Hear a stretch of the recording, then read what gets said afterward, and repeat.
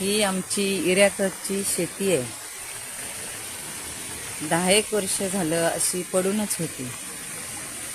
कोण शेती करायला मागत नाही गावाकडे.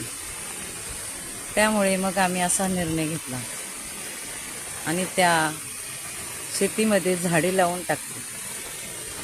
वेगवेगळ्या प्रकारची झाडे लावलेली आहेत. पानवाळ भात असून सुद्धा शेती कोण करायला मागत नाही.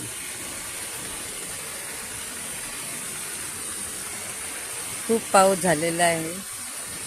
आम्ही बघायला आलोय किती पाणी भरलंय, झाडे किती सुरक्षित आहेत. दाखवू का तुम्हाला?